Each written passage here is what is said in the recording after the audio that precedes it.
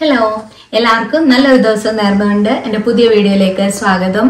ഞങ്ങളിപ്പോൾ രാവിലെ റെഡി ആയിട്ടിരിക്കുകയല്ലേ. അപ്പോൾ നമ്മൾ ടെക്സാസിന് പോകാൻ വേണ്ടി നിൽക്കുകയാണ്. നമുക്ക് കുറച്ച് പേഴ്സണൽ ആവശ്യമുണ്ട്. കുറച്ച് ട്രിപ്പ് ബേസ്ഡ് ആയിട്ടും 3-4 ദിവസത്തേക്ക് കൂടെ വേണ്ടിയാണ് പോണത്. നമ്മൾ ഊബറിന് വേണ്ടി വെയിറ്റ് ചെയ്യാണ്. അപ്പം രാവിലെ 8:30 ലഗുവാർഡി എയർപോർട്ടിൽ നിന്നാണ് നമ്മുടെ ഫ്ലൈറ്റ്.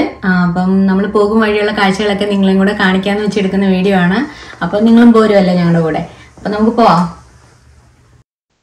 അങ്ങനെ നമ്മൾ ഓൺലൈനിൽ ബുക്ക് ചെയ്ത ഊബറൊക്കെ വന്നു. കറക്റ്റ് ടൈമിൽ തന്നെ നമ്മൾ വന്ന് ബാഗെല്ലാം എടുത്തു വെച്ചു. കാരണം നമ്മൾ വീഡിയോ എടുക്കുന്നുണ്ട്. ഓൾറെഡി ഡ്രൈവർ ആ വീഡിയോ എടുക്കാൻ വേണ്ടി സമ്മതിച്ചില്ല. അപ്പം നമ്മൾ തന്നെ ലഗേജ് ഒക്കെ കയറ്റി വെച്ച് നമ്മൾ എയർപോർട്ടിലെത്തി.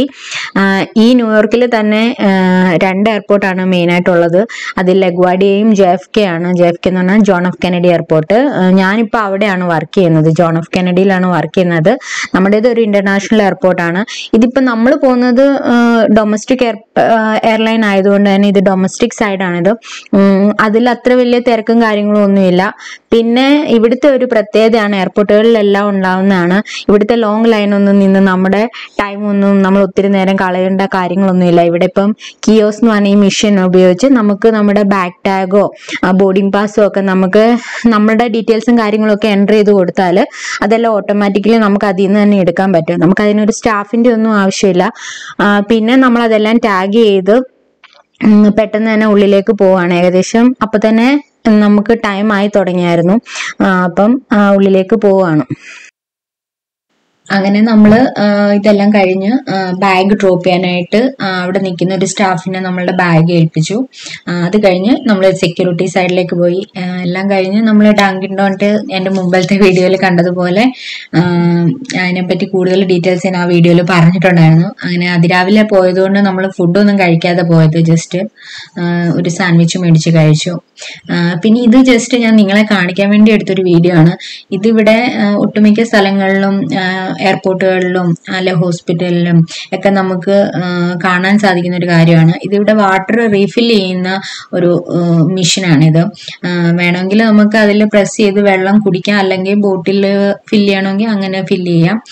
ഞാൻ ഈ മെഷീൻ നാട്ടിൽ കണ്ടിട്ടില്ല. അപ്പം ജസ്റ്റ് നിങ്ങൾ അതിനെക്കുറിച്ച് ഒന്ന് കാണിച്ചു തന്നേ ഉള്ളൂ. നമ്മളിപ്പം ചെക്കിംഗ് ഒക്കെ കഴിഞ്ഞ് നമ്മൾ ഫ്ലൈറ്റിൽ കയറാൻ വേണ്ടി വെയിറ്റ് ചെയ്ത് നിൽക്കുക. അപ്പം നമ്മൾ രാവിലെ ബ്രേക്ക്ഫാസ്റ്റ് ഒന്നും കഴിച്ചിട്ടില്ലായിരുന്നു. അപ്പം നമ്മൾ ബ്രേക്ക്ഫാസ്റ്റ് കഴിച്ച് ഫ്ലൈറ്റിൽ വേണ്ടി വെയിറ്റ് ചെയ്തിരിക്കുക.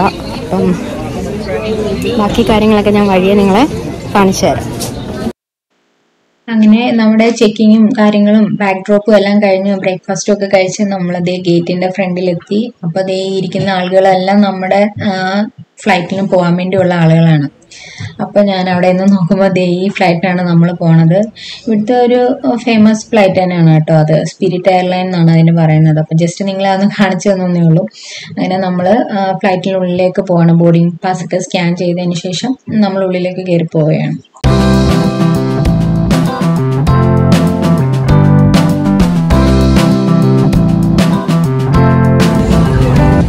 നമ്മളപ്പോൾ ഫ്ലൈറ്റിൽ കയറി നമ്മൾ വെയിറ്റ് ചെയ്തിരിക്കുകയാണ്. നമ്മളിവിടെ ന്യൂയോർക്കിൽ നിന്ന് ടെക്സാസ് ഏകദേശം ഒരു 4 hour ഉണ്ട്. അപ്പം അവിടെ നമ്മൾ എയർപോർട്ടിൽ ഓൺലൈനായിട്ട് നമ്മൾ വണ്ടി ബുക്ക് ചെയ്തിട്ടുണ്ട്. അപ്പം നമ്മൾ അവിടുന്ന് വണ്ടിയൊക്കെ എടുത്തിട്ടാണ് റൂമിലേക്ക് പോകുന്നത്. അപ്പം ഞാൻ വഴി നിങ്ങളെ കാര്യങ്ങളൊക്കെ കാണിച്ചു തരാം. അപ്പം നമുക്ക് പറക്കാം.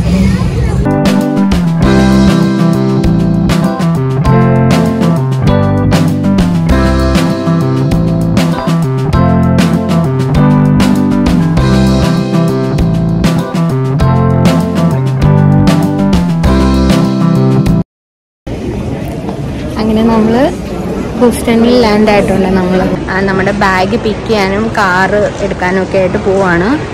അപ്പം അത്യാവശ്യം നല്ല തിരക്കുണ്ട്. നമ്മളിപ്പോൾ ജസ്റ്റ് ലാൻഡ് ചെയ്തതേ ഉള്ളൂ. ബാക്കി കാര്യങ്ങളൊക്കെ പുറത്തിറങ്ങിയിട്ട് കാണാം.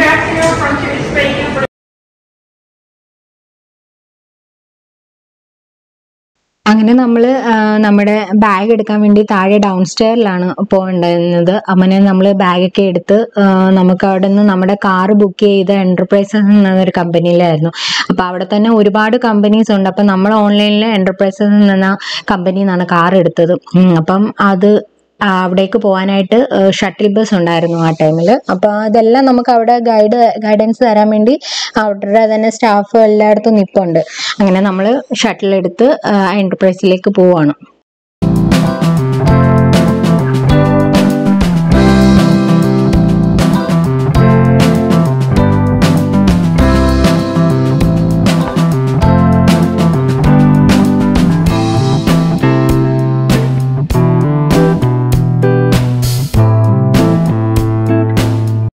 അങ്ങനെ നമ്മൾ എന്റർപ്രൈസിലെത്തി. അവിടെ വലിയ താമസവും കാര്യങ്ങളും ഒന്നും ഇല്ലായിരുന്നു. കാരണം എന്താണെന്ന് വെച്ചാൽ ഓൺലൈൻ വഴി കാര്യങ്ങളെല്ലാം നമ്മൾ ചെയ്തിട്ടാണ് പോയത്. ജസ്റ്റ് അവരുടെ സ്റ്റാഫുമായിട്ട് ബാക്കി കാര്യങ്ങളൊക്കെ സംസാരിച്ചു, പേയ്മെന്റും കാര്യങ്ങളൊക്കെ ചെയ്തു. പിന്നെ റിട്ടേൺ ഡേറ്റും കാര്യങ്ങളൊക്കെ അവരുടെ സ്റ്റാഫ് തന്നെ തിരക്കി. അതെല്ലാം കഴിഞ്ഞതിന് ശേഷം അവരുടെ സ്റ്റാഫ് തന്നെ നമ്മളെടുത്ത വണ്ടിയുടെ അടുത്തേക്ക് എത്തിച്ച് കൊണ്ടുപോയി. അത് നമ്മൾ എടുത്തത് ഒരു 7 സീറ്റർ ബ്ലാക്ക് ക്രിസ്റ്റലർ പെസഫിക് എന്ന വണ്ടിയാണ് എടുത്തത്. അതിപ്പോൾ 7 സീറ്റർ എടുത്തത് നമ്മൾ 2 പേരേ ഉള്ളൂ. പക്ഷെ നമ്മുടെ ഫ്രണ്ട്സ് ഒക്കെ അവിടുന്ന് ജോയിൻ ചെയ്യുന്നുണ്ടായിരുന്നു. അപ്പം അങ്ങനെ അതിനൊക്കെ കണക്കാക്കിയാണ് 7 സീറ്റർ എടുത്തത്.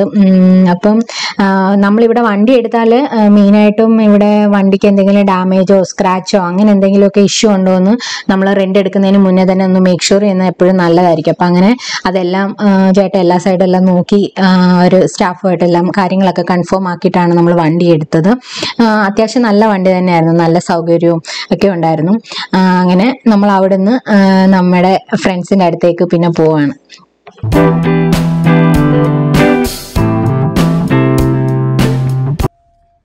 അങ്ങനെ നമ്മൾ വണ്ടി എടുത്തതിൻ്റെ ലാസ്റ്റ് പ്രോസസ്സിങ്ങും കാര്യങ്ങളും കഴിഞ്ഞതിന് ശേഷം നമ്മുടെ കൂട്ടുകാർ നമുക്ക് അവിടുത്തെ അഡ്രസ്സും കാര്യങ്ങളൊക്കെ അയച്ചു തന്നിട്ടുണ്ടായിരുന്നു. അങ്ങനെ നമ്മൾ അവിടുന്ന് ഏകദേശം ഒരു 40 മിനിറ്റ് ഉണ്ടായിരുന്നു യാത്ര അവരുടെ അടുത്തേക്ക്. അങ്ങനെ നമ്മളതെല്ലാം കഴിഞ്ഞ് ഇറങ്ങി. അങ്ങനെ നമ്മൾ പോകും വഴി ഇങ്ങനെ വെൽക്കം ടു ഹൂസ്റ്റൺ എന്നൊക്കെ ഒരു ബോർഡ് കണ്ടു. ഞാൻ പിന്നെ അവിടെ ഇറങ്ങി ഫോട്ടോസും കാര്യങ്ങളൊക്കെ എടുത്തിട്ടാണ് പോയത്. നമ്മൾ വന്ന് ഇറങ്ങിയ എയർപോർട്ട് ജോർജ് ബുഷ് ഇന്റർകോണ്ടിനെന്റൽ എയർപോർട്ടാണ്. അപ്പം അതിൻ്റെയും ഒരു പിക്ചറൊക്കെ എടുത്തിട്ടാണ് നമ്മൾ പോയത്. ഇന്ന് ടെക്സാസിൽ എത്തിയ ഒരു എക്സൈറ്റ്മെന്റ് ആണ് ഞങ്ങൾ.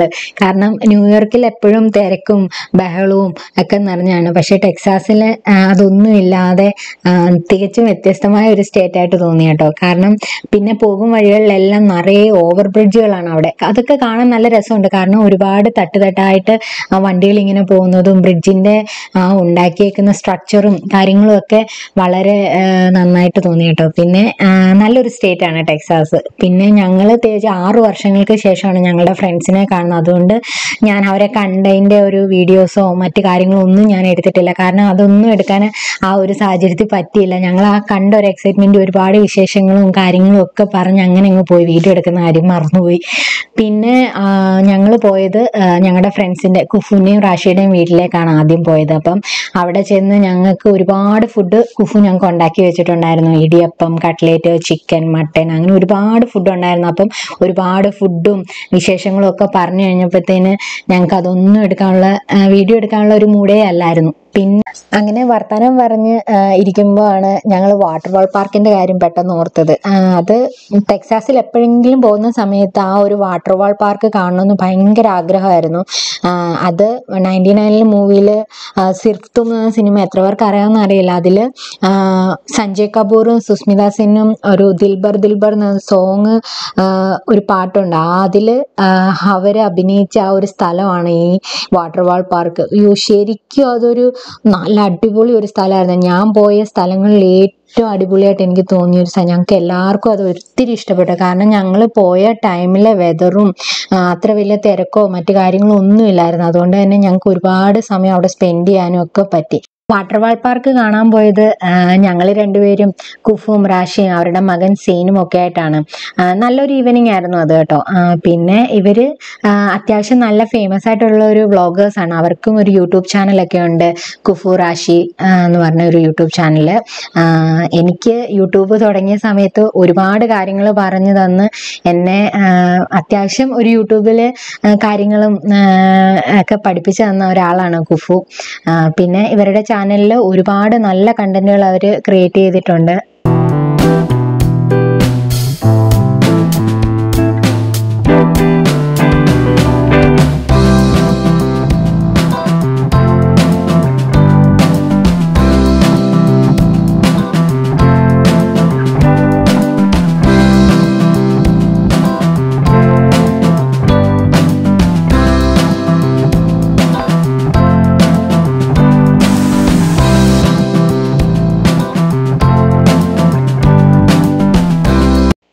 ഞങ്ങൾ അങ്ങനെ നമ്മൾ ഫോട്ടോയും കാര്യങ്ങളൊക്കെ എടുക്കുന്ന ടൈമിലാണ് അവിടെ ഒരു കല്യാണ ചെറുക്കനും പെണ്ണും ഒക്കെ ആയിട്ട് വന്ന് നിന്ന് ഫോട്ടോയും അവരുടെ വെൽക്കം ഗേൾസ് ഒക്കെ നിന്നൊരു ഫോട്ടോഷൂട്ടും കാര്യങ്ങളൊക്കെ. ഇതാണ് ഈ വാട്ടർ വാൾ പാർക്കിന്റെ ഒരു മെയിൻ എൻട്രൻസ് എന്ന് പറയുന്നത്.